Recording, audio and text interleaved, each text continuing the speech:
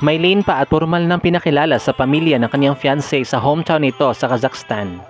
Kaya naman ang tanong ng karamihan, tuluyan na nga ba niyang iiwanan ang mundo ng volleyball? Ngunit bago natin pag-usapan yan, mag-subscribe ka muna sa akin channel para ma-notify ka kapag may panibago akong video. Dahil nga nagtapos na ang PVL All-Filipino Conference 2024 last May 12, ay kasalukuyan nga naka-vacation mode ang iilan sa mga iniidolo nating players. Pero ang pinaka-umago talaga na atensyon ng lahat ay walang iba kundi si Maylene Paat na sinulit ng todo-todo ang off-season.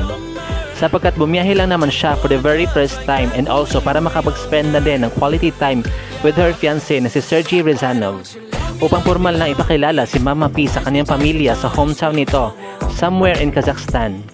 At para bang may pinapahiwatig na din si Maylene Paat sa kanyang mga recent posts sa Instagram na pag-uusapan na din daw nila ang kanilang future children na tuturuan din nilang maging volleyball players sa abot na kanilang makakaya.